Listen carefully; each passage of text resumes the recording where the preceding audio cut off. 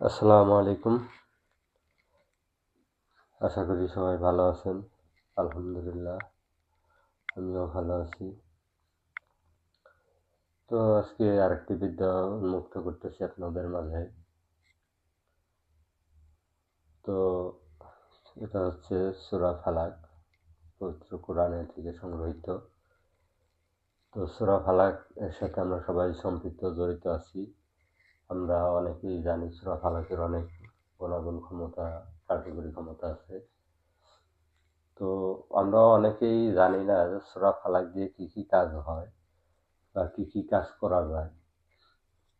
তো যারা জানি না তাদের উদ্দেশ্যে বলছি, সূরা ফালাক মূলত আপনার জাদুগ্রস্ত বা বানগ্রস্ত, জিনগ্রস্ত বিভিন্ন পদের কাজ করা হয়ে থাকে। আমরা অনেক পদের কাজ করে থাকি। তো আপনাদের মাঝে যেটা দিচ্ছি এটা হচ্ছে আপনার ভূত প্রেত অপশক্তি থেকে রক্ষা পাওয়ার জন্য। অনেক সময় দেখা যায় যে শনিবার বা মঙ্গলবার করে, বিশেষ করে বাচ্চাদের ক্ষেত্রে বেশি হয়, হঠাৎ করে কান্না করে আর কান্না থামেই না।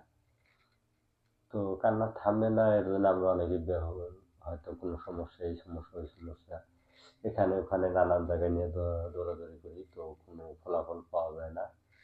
কিন্তু এটা আপনারা জেনে রাখলে আপনাদের কাজে লাগবে। তো আমি উন্মুক্ত করে দিচ্ছি।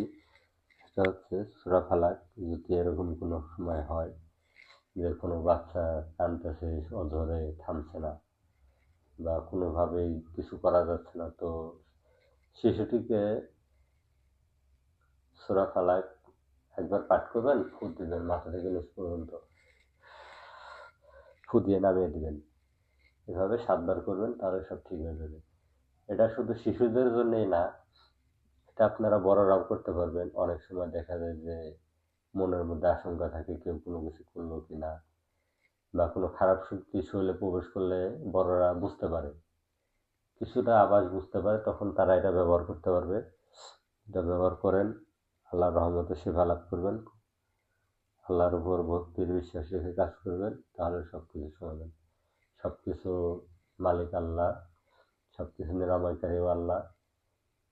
তো আল্লাহর দুনিয়ায় যত রোগ আছে তার চেয়ে বেশি ঔষধও আছে, কিন্তু আমরা জানি না বিধায় আমাদের পাওয়া কঠিন। কিন্তু একটা সমস্যা থাকলে অনেকগুলো সমাধানের রাস্তা আছে, তা মাথায় রাখতে হবে, চেষ্টা করতে হবে।